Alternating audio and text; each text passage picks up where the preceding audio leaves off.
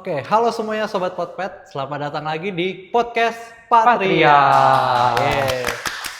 Kali ini kita bareng Sang Tathagata. Enggak ya guys, Tata aja. Kenalan dong. Oh ya, perkenalkan saya Tata. Halo teman-teman. Muka baru dari? Dari Samarinda. Betul, tapi kita masih sama Kogono juga nih. Tadi ada bahas tentang media ya udah kok. Terus juga bahas tentang perjalanan Koko di Australia. Tapi kurang afdol nih kalau kita nggak bicara Koko kontribusi di Patria gimana. Aduh, nggak banyak. Kok bisa ada di sini gitu? Nah, Betul. tiba-tiba kan berarti ada cerita di belakangnya gitu kan. Yang aku tahu Kogono ini pernah jadi ketua DPD atau yang provinsi nih di Kalimantan Timur. Saat usiaku baru 2 tahun. Berarti Sidra Aku kelahiran 2004 nih. 2004. Berarti Kogono 2006 udah jadi ketua. 2006 udah jadi ketua. Iya, Ya. kalau nggak salah. Ya. Baru 5-6 tahun sih. Oke, tapi kita tarik cerita dulu gimana waktu awal-awal lah ya. Patria kan kebentuk tahun 95. Ya. Kogono masuk Patria kapan, alasannya gimana, siapa tahu apa ada yang ngajak atau gimana gitu kok waktu awal-awal. Oke. Langsung saya cerita nih. Boleh. Silakan kok. Saya objek kenapa usia saya harus di nggak ngomong usia sih. Gak usia kok. Harus menunjukkan ketuaan saya begitu. Oke. Jadi technically speaking saya cuma jadi remaja wihara pada saat itu karena waktu itu saya sekolah di sekolah yang tidak ada guru agama Budanya, dan salah satu syarat untuk mendapatkan agama adalah dengan berkegiatan di wihara dan mendapatkan nilai dari guru agama setempat, dan biasa ujiannya rame-rame. Nah, jadi saya terpapar dengan Wihara Ekayana ini, tapi versi yang dulu masih kayu gitu ya. Mungkin kalau ada fotonya. Iya. Ting. Dan pada saat itu setelah saya mulai menginjakkan kaki ke SMP, salah satu senior, Ko Verigo, salah satu anggota PPO saat ini. Betul. Ya. Dah, kamu sudah saatnya pindah ke Mula Dharma, walaupun Mula Dharma itu lebih jauh dari Ekayana. Ya, Ekayana ini sebagai gambaran, Ekayana ada di pusat kota, pada saat itu Mula Dharma ada di pinggiran kota, yang saat ini juga sudah menjadi pusat kota juga. Gitu. Ya, daerah pusat kota. Nah, dari situ akhirnya baru yang namanya terpapar dengan pemuda Buddhis, remaja Buddhis, seksi remaja, Wihara Mula Dharma, dan belum tahu sama sekali namanya Patria itu apa, tapi ternyata DPC Patria Samarinda walaupun belum jadi DPC juga sudah ada, karena Patria Samarinda adalah patria pertama kayaknya di Kalimantan Timur ya. Salah satu yang pertama juga waktu pertama kali Patria berdiri bahkan. Iya, dalam konteks salah satu figur dari Patria Samarinda adalah bagian dari generasi-generasi pencetus gitu ya. Nah, kalau langsung ditarik ceritanya kenapa bisa tiba-tiba jadi DPD, karena ada DPC lain yang ingin terbentuk juga, akan sangat tidak, tata tertib organisasinya akan sangat-sangat pincang apabila ada DPC lain tapi tidak ada DPD-nya. Benar. Ya kan? Betul. Bagaimana bisa ada 2 kota dan kabupaten tapi tidak ada provinsinya?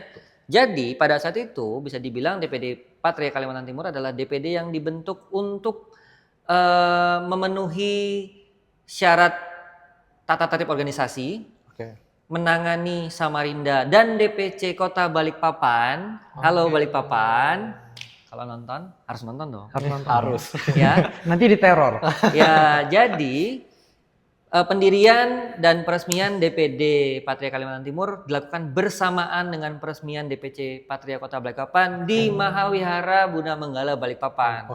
Ya. Dari situ pelan-pelan, karena saya dicemplungkan ke dalam DPD Patria tanpa tahu bagaimana cara mengurus organisasi di tingkat provinsi, pelan-pelan akhirnya belajar, oh ternyata saya menangani atau bertugas menangani kota dan kabupaten yang ada di bawah provinsi. Walaupun saat itu di DPC Patria Kota Samarinda jauh lebih maju, jauh lebih senior, jauh lebih berpengalaman daripada di level provinsi. Sebagai gambaran, kasnya DPC Patria Kota Samarinda jauh lebih aktif bergulir ketimbang kas DPD Patria Kalimantan Timur. Karena apa? Karena kegiatannya belum banyak kan. Gitu. Jadi waktu itu awal langsung DPD berarti kok gabung? Luar biasa kan? Langsung DPD jadi ketua. Belum pernah masuk anggotaan DPC gitu kok sebelum-sebelumnya? Dibilang keanggotaan yang berkartu anggota itu akhirnya diformalisasikan dengan punya kartu anggota. Oke. Tapi apakah punya dasar kepemimpinan, dasar organisasi yang layak untuk menjadi anggota DPD Kalimantan Timur? Saya rasa karena Samarinda adalah kota kecil dan kita berasaskan musyawarah untuk mufakat. Dragono, Halim, apakah Langsung. Anda ingin menjadi? Dah langsung aja lah ya. Makanya apabila Anda ingin melakukan konfirmasi terhadap hal ini adalah tanya ko Verigo. Itu waktu itu ditanya apakah atau kamu jadi? Langsung. Kamu aja sudah ya. Berarti tanpa persetujuan juga ya. Persetujuan ya karena saya menjadi ketua DPD makanya saya setuju. Tapi setuju dalam kondisi yang sangat buta. Ya. Sekretaris saya waktu itu ada Octavia, ada Fang Mei, itu juga salah satu nama yang cukup senior di Samarinda, dan itu bertahan sampai 2 periode. Di 2006 sampai 2009, terus lanjut 2009 sampai 2012. Harusnya 2009 sampai 2012 kan, Ya, tapi karena di 2009 itu kita akhir tahun, kita baru melakukan transisinya di tahun 2010 sampai 2013. Oh. Jadi ada gap year katakanlah Ya, di situ. Heeh. Aku sampai merasa bersalah karena harus aku juga menyebut nama bendahara. Aku, Fang Mei, dan bendahara. Dan siapakah bendahara itu? Apakah bendaharanya adalah Melisa? Nama lama. Kalau teman-teman ada yang nonton dan mengenal, mohon maaf ya saya bukan melupakan, tapi faktor usia. Karena pada saat saya menjadi ketua DPD baru berumur Umur berapa kok? Umur 5 atau 6 tahun. seperti itu. Ya. Kecil Ya. banget itu kok. Dan waktu itu Kalimantan Timur itu masih masuk daerah yang Nunukan, Tarakan itu juga masih masuk. Ya, Kalimantan daerah Timur Papua. masih tergabung sampai ke utara, sampai ke Tarakan dan Nunukan sebelum mereka menjadi Kalimantan Utara. Berarti cakupannya waktu itu luas dan Luas banget buta sih. pada saat Iya, itu. dan buta itu waktu itu banget. buta banget ya. Ya, Oke, jadi bukan langsung dari kota langsung ke provinsi. Kalau kita nih kan dari kota dulu nih, Iya, ya, kita kok. bertahap deh. harusnya Harus memang harusnya seperti itu berarti. Iya. Makanya sampai digelari waktu itu ketua DPD termuda. Karena usia berapa waktu itu? Waktu itu masih SMA. Wow. Mudah banget sih buat jadi ketua DPD ya. Ya, Iya, masih SMA, bener-bener masih hijau yang dan nggak tahu organisasi seperti apa gitu. Tapi dulu tuh memang kayak belum ada tahu kalau harus ada bentuk DPD gitu-gitu kok. Setelah diberitahu kenapa ada yang namanya DPD, baru oh kayaknya ini make sense, bener aja ada. Tapi waktu itu diiming-iminginya, lagi-lagi Koferi nih ya. Enggak kok nggak susah kok, kita pasti bantu, bisa lah. Periode pertama adalah periode buta tuli, periode kedua adalah periode belajar bagaimana caranya bisa meneruskan ini ke kepengurusan berikutnya waktu itu. Bahkan sampai sekarang pun juga masih aktif. Kalimantan Timur masih aktif sampai sekarang. Bahkan Iya. tahun lalu berhasil ngebuat Wonderful Wesak ya Iya, di benar. mall terbesar di Samarinda, gitu. di Big Mall. Luar biasa. Dan mencetak rekor muri juga ya. Wih, Luar biasa. keren. Berarti Koko memang sengaja kah 2 periode itu atau bagaimana kok? Gak ada orang gimana sih? Ketika DPD Kaltim itu berdiri, bagaimana bisa coba anggota DPC sama dengan anggota DPD? Anggota dalam artian, oh oke. Rangkap jabat berarti ya bahasanya. Bukan rangkap jabatan. Kalau anggota adalah anggota DPC, mereka-mereka yang bertugas untuk membantu pelaksanaan program-program DPC. betul. Itu juga bantuin DPD dong, gitu loh. Karena nggak ada orangnya Iya. waktu saat itu. Jadi, kalaupun saya ingin jadi orang yang egois, nggak satu kali aja. Tapi karena belajar dari pengalaman pertama, oh kayaknya nggak terlalu susah. Karena emang nggak ada yang belajar dikerjain ya. Ya udah dijalankan. Dan untungnya berhasil meneruskan estafet ke pengurus berikutnya. Oke. Nah, dari DPD yang harus ya kita tuh dari DPC dulu, ini DPD dulu. Kok lanjut kah ke DPP atau gimana kok? Tidak sama sekali. Jadi setelah selesai jadi ketua DPD Kalimantan Timur di tahun 2013, menyerahkan ke ketua berikutnya kalau nggak salah Kotandi, Sultandi Kurniawan. Sultan Ya. Kurniawan masanya sih. Yes. Saya ternyata dipercaya untuk menjadi pembina apa penasehat DPD gitu ya. Ya. Sekarang sih hitungannya pembina ya. Iya, waktu Tapi itu kalau ya. itu harusnya pembina. atau- Karena tidak ada ketua DPD lain sebelum Iya. itu kan. Jadi ya udah, membina aja, bukan membinasakan gitu ya. Oke. Berkarir, bekerja, mencari duit, menabung, menjalani kehidupan dan seterusnya. Benar-benar bukan sebagai anggota Patria yang aktif, hanya menjadi nama yang sering disebut-sebut saja. Oh, ada dragon gitu ya. dijual namanya jadinya. Ada Iya. dragon di sini. sampai akhirnya pindah ke Jakarta. Dan Oke. itu pun tidak menjadi anggota Patria aktif lagi sampai setahun atau 2 tahun Di bahkan. Jakarta, di DPC Jakarta gitu ya? Tidak, pindah ke Jakarta aja. Pindah, Oh, ya, pindah jadi aja. sekedar pindah dan nggak aktif di DPC Jakarta atau Iya, DPD Jakarta. hanya menjadi Umat biasa. iya menjadi umat yang kadang setiap hari Minggu, kadang beberapa kali dalam setiap hari Minggu itu datang ke Damacaka Jaya untuk mengikuti puja bakti Mahasati, bukan puja bakti yang oke. biasa. Yang mahasiswa punya ya. Ya, Ya, gitu. Oke, tapi waktu di Jakarta Damacaka ngelihat juga aktivitas-aktivitas DPC. Kalau Damacaka berarti Jakarta Utara gitu. Waktu itu lebih banyak ke yang Jakarta Barat, karena Oh, Jakarta Jakarta Barat waktu itu lebih aktif daripada yang lain, bukan karena apa, tapi karena dinamika organisasi aja. Oke. Dan di mana ada rompi biru, oh berarti ada anak Patria di situ. Betul, udah Ya. jadi identitas lah ya. Betul. Jadi cukup tahu aja sampai akhirnya ada senior Patria yang bilang, "Ini dulu Kodragon juga Patria nih." "Oh iya, Patria ya." Saking tidak terlalu terkenal dan tidak terlalu menggembar-gemborkan diri sebagai alumnus Patria. Oke, terus selanjutnya setahun di Jakarta setelah itu? Sampai suatu ketika saya dihubungi oleh Ko Lauren, Oke. "Gon, kita saat ini lagi ingin pergantian pengurus DPP dan kita ingin shift our perspective, bahasa Indonesianya, kita ingin mengubah kepengurusan dari yang hanya berpusat di Jakarta oleh orang-orang Jakarta, Oke. tapi kita ingin melibatkan orang-orang yang dari daerah yang sekarang ada di Jakarta. Oke. Kamu kan backgroundnya dari Kalimantan, Mhm. jadi ada beberapa teman-teman lain yang dari Bali, dari Kalimantan Barat, Yang ke Jakarta. yang lagi tinggal di Jakarta dan tinggal hidup di Jakarta, dilibatkan menjadi pengurus Oke. DPP pada saat itu. Oh berarti dulu itu yang jadi anggota kepengurusan hanya orang-orang yang asli dari Jakarta Oh, gitu. saya nggak tahu. Itu saya nggak bisa bilang. Tapi yang jelas ketika saya mendengar cerita itu, kebanyakan berarti adalah orang-orang yang mungkin aktifnya di DPC Jakarta Utara, Oh, DPC Jakarta Barat. Jakarta Barat, atau aktif di sekitaran Damacaka Jaya untuk jadi pengurus gitu ya. Nah, sedangkan yang saya dapatkan cerita dari Koloren kalau nonton dan kalau saya salah silakan Koreksi. berikan klarifikasi, dibilang kita ingin nih memanfaatkan atau memberdayakan perspektif anak-anak daerah yang sekarang lagi ada di Jakarta. Karena salah satu syarat waktu itu menjadi anggota DPP adalah harus berdomisili di Jakarta, at least Jabodetabek kan? Betul. Iya. Gitu. Tahun berapa itu kok? 2018 2018. sampai 2023. Periodenya Ko Kotedi. Kotedi yang Kedua. periode terakhir. Periode kedua. Ya. Oke. Jadi posisi jabatan apa waktu itu kok? Sebelum saya jawab itu Kotedi, waktu Kotedi. Waktu itu sebenarnya membantu di bidang 4 yang ngurusin komunikasi dan Oke. segala macam, tapi saya nama jabatannya adalah publikasi dan dokumentasi. Walaupun itu kerjanya tetap keroyokan karena di bidang itu ada Ko Yogi, kemudian ada, saya cuma ingat nama panggilannya walaupun itu adalah nama panggilan aja kan. Ko Budi, ya saya tidak mau menggunakan panggilan yang dia tidak suka itu. Ko Budi, ada Ko Yogi, dan mereka semua sangat-sangat berkemampuan di bidang mereka masing-masing. Oke. Kok aku mau tarik balik berarti kok kalau alasan utama kok bukan alasan utama sih, mungkin alasan-alasan akhirnya join di Patria tuh kenapa kok?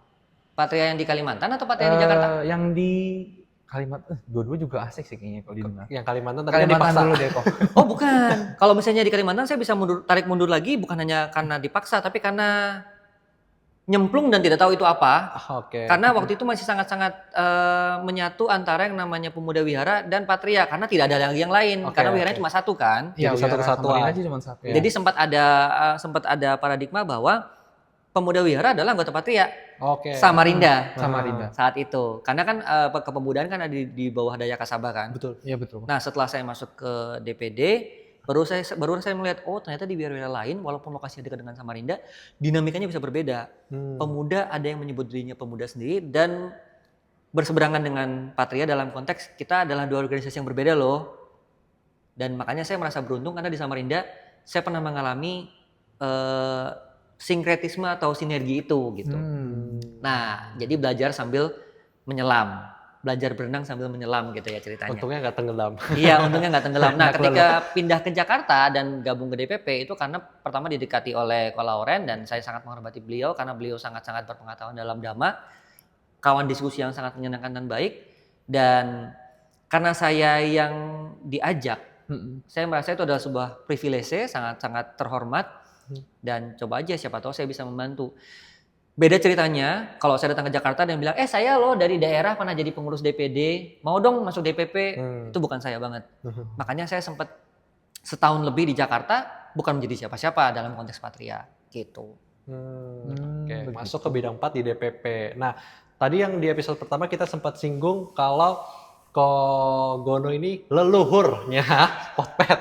Oh iya, Nah, benar. jadi- Tadi ada tuh kalau teman-teman pada nonton Betul. ya. Jadi Potpet ini sekarang kan masuk season 3 nih Iya. di kita. Dan tahun lalu juga season 2. Sebelumnya di season 1 itu yang mencetuskan atau salah satu pencetus lah ya, itu adalah timnya Kodragono gitu. Boleh diceritakan kok, apakah Potpet itu inisiasinya emang pada saat itu dobrakannya DPPK pada saat itu atau hanya sekedar ide ngebuat dan ya udah kebuat gitu kok? Tim bidang 4 adalah salah satu pencetus, itu adalah statement yang benar. Ketika dibilang di episode yang sebelum-sebelumnya bilang apakah saya adalah pencetus? Bukan.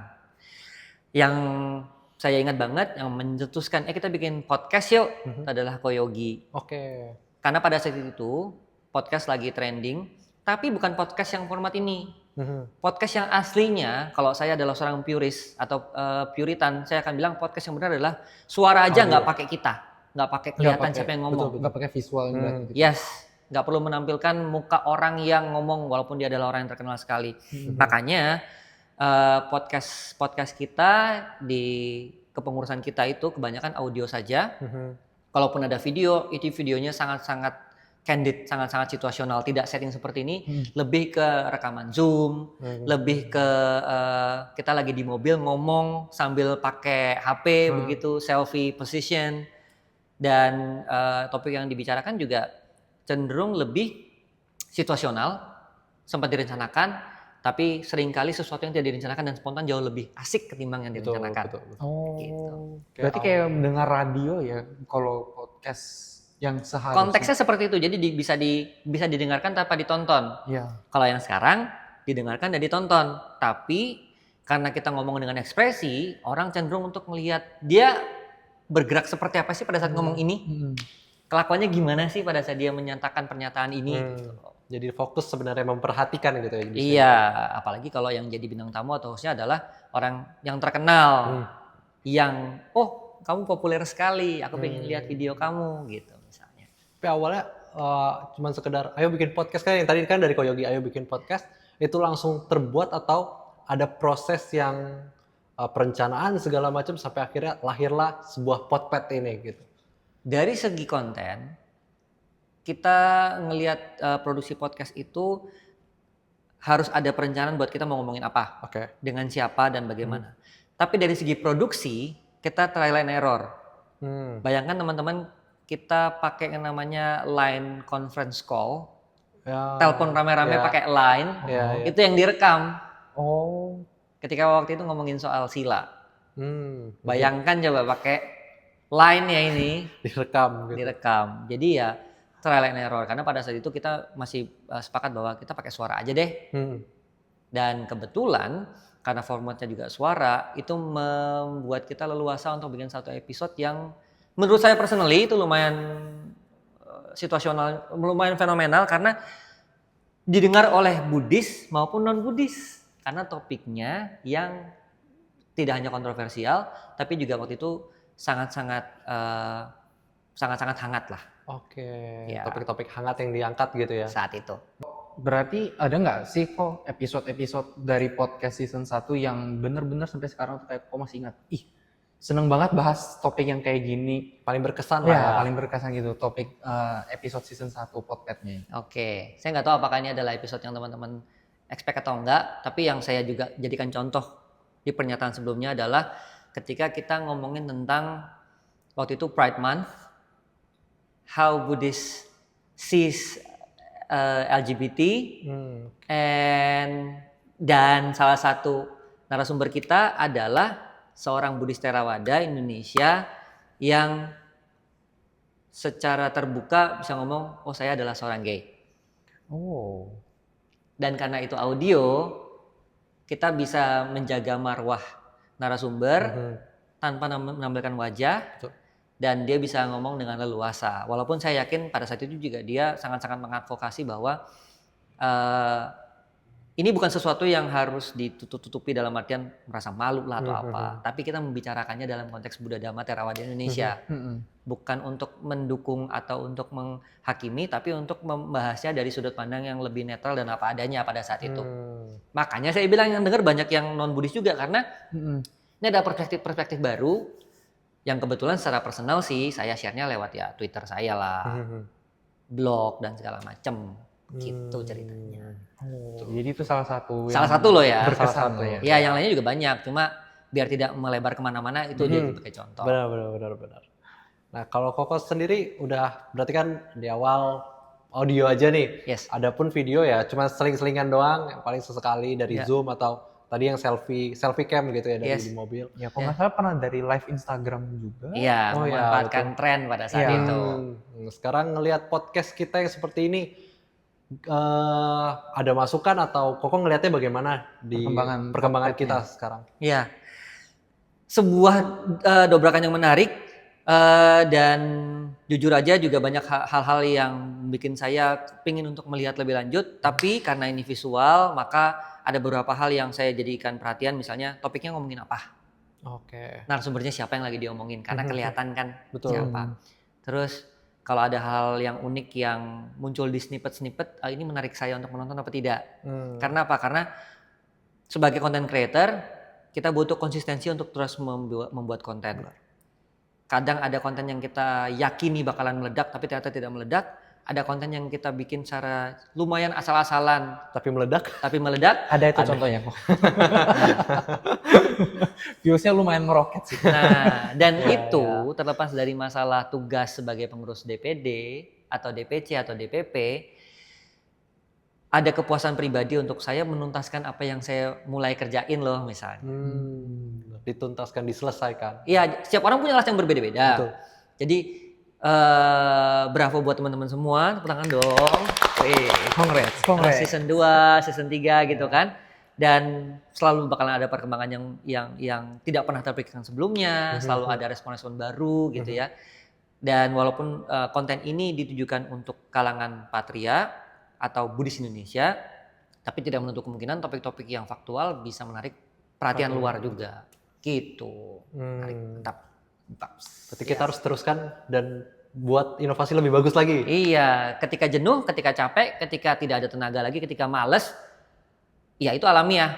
Untungnya kalian punya rolling team. Itu adalah cara yang sangat-sangat menarik untuk mengatasi kejenuhan dalam produksi. Sekarang pun Podpad itu bukan cuma dari pusat aja kok. Jadi DPC atau DPD ini mereka ada satu momen atau satu pembahasan yang di daerah mereka lagi hangat, itu mereka bisa buat dan kita upload. Benar. Itu jadi salah satu segmen Podpad-nya kita juga. Jadi kalau teman-teman DPC atau DPD lain yang belum buat atau yang udah buat pengen buat lagi juga bisa hubungin kita. Boleh. Gitu. Hubungin ke siapa sih kalau boleh tahu? Nanti ditampilkan kali ya. Atau mungkin kan kita ada grup mimin bisa di situ. Boleh di-sharing di situ. Min misalnya, Min saya mau buat nih Podpad dengan tema seperti ini. Narasumbernya ini. Nanti boleh habis itu kita akan ajak diskusi ya berarti bisa gitu. Nanti kita briefing gimana pembuatannya dan segala macamnya. Impact yang bisa kader Patria berikan kepada lingkungan sekitar. Impact untuk sekarang gitu ya. Berarti maksudnya saran Kogono berarti untuk pembuatan media impact-nya kita bisa bawa kemana gitu. Ketika teman-teman membuat konten seperti ini, yang paling sederhana pengurus wihara atau umat wihara bisa ngeliat, oh ternyata anak muda ada kegiatannya. Itu satu yang paling basic. Dan kalau memang ternyata itu bisa memberikan dampak lebih lanjut, sesuatu yang ternyata, oh oke nih, bisa nggak sih kita bikin yang modelnya kayak Podpad juga, tapi untuk skupnya kota gitu, terbatas untuk wihara misalnya. Teman-teman punya skill untuk itu, teman-teman punya pengalaman untuk memproduksi sesuatu dan itu bisa digunakan untuk hal-hal yang membantu umat Buddha sekitar. Baik itu yang non komersial maupun yang komersial. Karena apa? Di episode yang sebelumnya ada diomongin soal tentang ketika saya menjadi volunteer TEDx Jakarta. Tahu nggak sih secara internal apa sih yang menjadi menyenangkan dari TEDx Jakarta? Kalau teman-teman penasaran apa TEDx Jakarta dan kenapa hubungannya dengan saya, nonton episode yang lain. Betul. Ya. Yang menarik dari TEDx Jakarta adalah kita belajar untuk bisa menyusun konten, kita belajar untuk bisa membuat konten yang sangat bisa diikuti, dan cara untuk menyusun itu, prinsip untuk menyusun konten itu bisa digunakan untuk apa aja. Sesuatu yang membangun organisasi, sesuatu yang berhubungan dengan pekerjaan. Bagaimana caranya kita bisa menyampaikan sesuatu secara komunikasi menarik, kurang dari 5 menit tanpa menghilangkan maknanya dan membuat orang lain tergoda, terpantik untuk mengetahui lebih lanjut. Ini juga harusnya bisa menjadi salah satu celah atau pintu gerbang untuk menarik. Mungkin ada teman-teman di daerah yang aku pengen dong belajar gimana caranya ngomong jadi host. Betul. Iya. Aku pengen dong gimana caranya bisa bikin video kamera tapi ngegoyang-goyang. Gimana sih caranya supaya kita bisa pasang mikrofon wireless tapi suaranya nggak feedback misalnya. Betul. Sesederhana itu, walaupun kita anggap kayak gini nih kayaknya semua orang bisa deh, belum tentu. Belum tentu bukan berarti kita meninggikan ego, tapi kita bisa membagi sesuatu yang orang lain mungkin belum terpapar dengan ilmu itu. Itu juga impact kan? Iya Betul, benar sih. betul. Itu impact sih. Nah, Tuh ya sebenarnya sih kita juga dapat itu ya dari senior dulu mereka ngajak kita segala macam yang awalnya kita nggak bisa bicara bisa begini Iya. gitu. Ya nggak bisa bicara mah Oh siapa kayak grogi apalagi kan. bener sih salah ngomong kan. Apalagi kan ngomongnya tuh kayak di depan kamera gitu Iya. kan. Biasa kan ada yang orang insecure dengan diri sendiri, dia nggak pede dengan Iya. kalau di depan kamera, apalagi nanti bakal ditonton banyak orang yang notabene kita nggak kenal nih siapa yang bakal nonton. Kalau Iya. sekarang kita malu-maluin sih. Tapi memang kayaknya kerjaannya malu-maluin. Di keluarga malu-maluin nggak? Jangan sampai lah ya, jangan sampai mencoreng nama baik. Ya. Ya dari Kogono juga aktivitas di Patria track recordnya udah banyak juga kita walaupun juga masih anak baru kita banyak belajar juga di Patria. Aku sendiri aktif baru tahun 2022 Oke. di Patria setelah COVID, itu pun karena ada satu program dari Samarinda Ya. itu namanya Dhamma Virtual Ambassador. Oke. Itu sebuah acara yang nge-training peserta-pesertanya untuk bermedia sosial. Oke. Jadi dari Instagram ya waktu itu, TikTok, Iya. YouTube dan segala macam diajarkan di situ. Pertama kali aktif di situ tahun 2022 sampai sekarang juga aktif dan akan berlanjut terus. Wis, karena belum selesai jabatan. Jadi masih berlanjut gitu. Banyaklah hal-hal yang kita pelajari mungkin ya. Sekarang kita utamanya memang di media ya. Ya. Dari skill komunikasinya juga dapat, terus juga dulu di Samarinda aktif di divisi Puja Baktinya, kita belajar tentang sound system dan segala macamnya. Ya. Dari Kogono ada nggak pesan-pesan dari teman-teman yang mungkin baru bergabung, Atau yang mau bergabung. sudah bergabung, udah cukup lama, atau yang baru mau bergabung? Karena kan sekarang Patria juga udah lebih besar nih, portionnya aja kita kemarin udah ratusan sampai ribuan orang yang Wow. turut serta gitu ya. Benar. Nah kira-kira Kogono ada pesan buat mereka nggak kok? Oke. Saya punya pemikiran yang dari dulu sering saya sampaikan ke teman-teman selama saya menjadi pengurus atau tidak pengurus, bahwa seseorang akan melakukan sesuatu dengan senang hati apabila dia menyenangi yang dilakukan kan. Betul. Buat teman-teman yang mungkin bergabung sekarang, kalau sudah punya tujuan yang fokus jelas, that's good. Coba dikejar, kalau ternyata tengah-tengah nggak bagus atau ngerasa perlu diubah, ganti aja fokusnya apa. Tapi kalau teman-teman yang ikut tapi belum punya tujuan jelas, hanya merasa kayaknya senang deh seru-seruan dan segala macam, ya udah at least bisa merasa senang dulu, itu adalah modal yang baik dan mudah-mudahan bisa mendapatkan hal-hal yang lebih mendalam setelah itu. Nah, kalau teman-teman apapun backgroundnya, ketemu dengan kejenuhan dan ketemu dengan kemalasan, ya teman-teman akan balik lagi ke awal tadi, tujuannya udah jelas belum mau ngapain. Dan satu hal yang saya pelajari setelah sekian lama menjadi pengurus maupun sudah tidak menjadi pengurus adalah sebesar apapun usaha yang kita lakukan untuk mempertahankan orang, pada akhirnya keputusan untuk bertahan atau tidak ada di tangan dia sendiri. Dan akan lebih baik buat kita daripada terlalu lama menyesali kehilangan, kita berusaha untuk berterima kasih untuk mereka yang sudah membantu dan tidak membantu lagi, dan berusaha untuk melakukan hal baik yang lain supaya ada orang baru yang bisa masuk seperti kayak Dhamma Virtual Ambassador dan seterusnya. Dan kalau teman-teman yang sekarang sudah berkecimpung dan bingung, ini sebenarnya sesuatu yang aku butuhkan apa enggak sih, ini kok aku bikin capek aja atau bagaimana? Lagi-lagi coba dilihat teman-teman sudah mendapatkan apa, teman-teman sudah mendapatkan manfaat bagus dari situ apa tidak. Dan kalau memang teman-teman merasa bahwa aku nih nggak terlalu oke di sini, tapi kok rasanya ada yang kurang ya, bertanya dan berkonsultasi dan berdiskusi. Dan saya berharap teman-teman yang lebih senior yang diajak berdiskusi juga nggak langsung bilang kamu harus dong tetap konsisten dan komitmen dan segala macam. Tidak semudah yang apa yang kita bicarakan.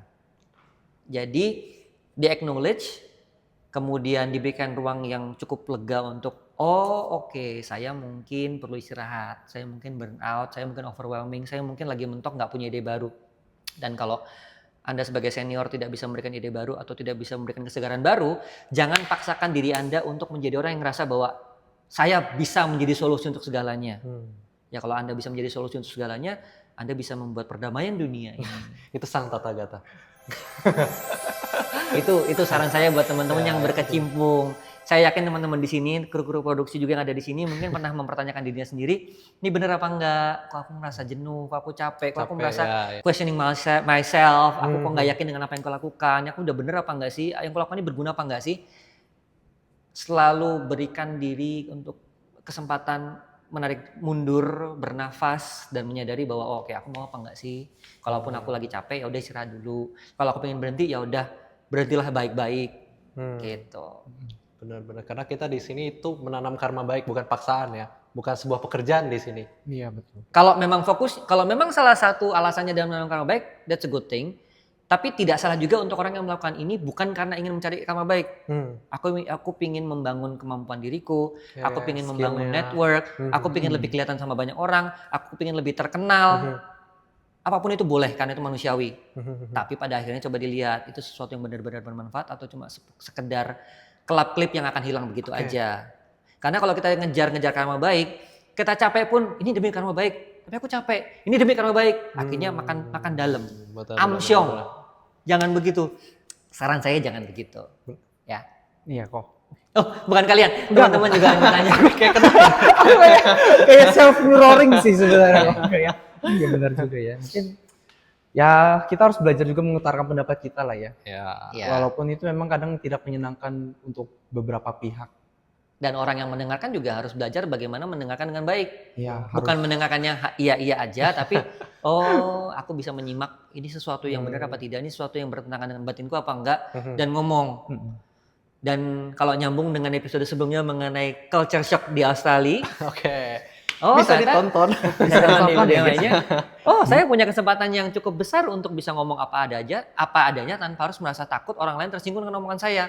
Karena tujuan saya bukan untuk menyakiti perasaan orang lain. Tapi untuk ngomong kayaknya ini lebih baik deh. Kayaknya loh ya gitu. Demikian. Betul. Oke, kita durasinya juga udah panjang ya.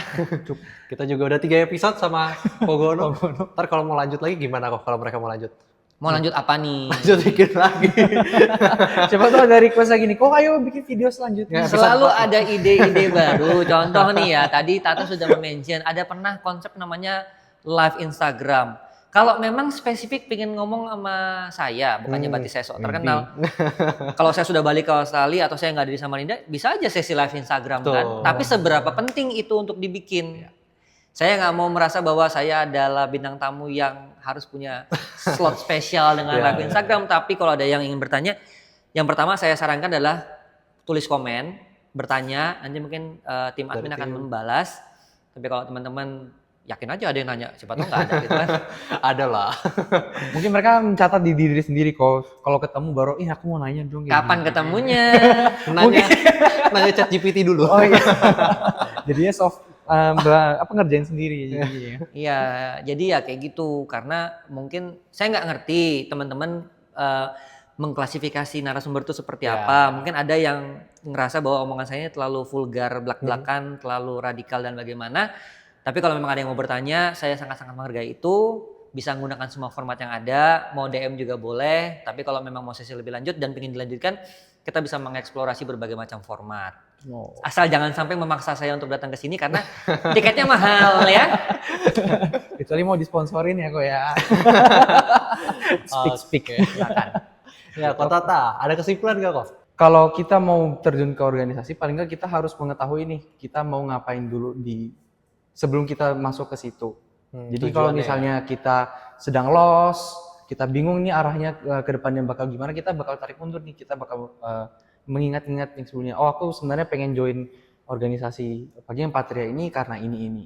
Itu kita jadi kayak Itu buat kayak ingatan buat aku juga sih. Self reminder ya. Ya self reminder. Kadang soalnya kan merasa ya kadang apa sih banyak banget kegiatannya tiap minggu ada begini lah. Nanti harus ikut rapat inilah, nanti ada rapat yang ini lagi lah.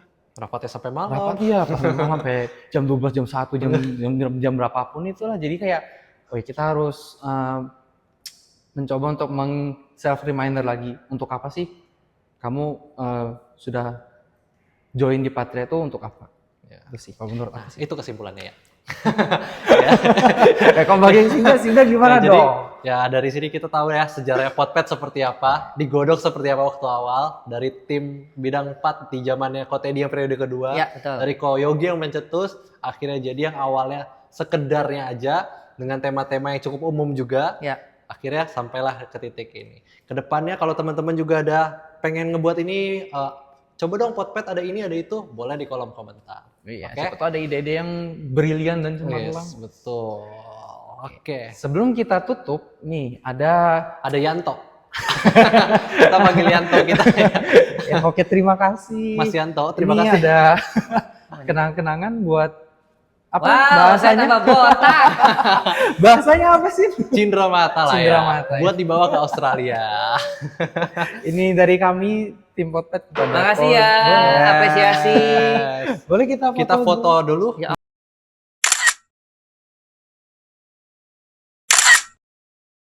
Jadi makin apa itu? Botak. Oke, mungkin itu aja episode kita. Sampai di sini. Mungkin kalau kedepannya Kogono ada kesini lagi atau kita yang main ke sana boleh. Banget, Kayaknya asik banget yuk kita ke sana sih sekali. Sebenarnya ada anak DPC Samarinda juga di sana ya, di Aussie ya. Oh iya benar kayaknya. Gitu. Nah, boleh. Jadi bikin episode jarak jauh. Ya, bisa. Atau kita yang ke sana jadi sekali-sekali gitu kan. Betul. Kita bisa senggol Ko Michael. Ya.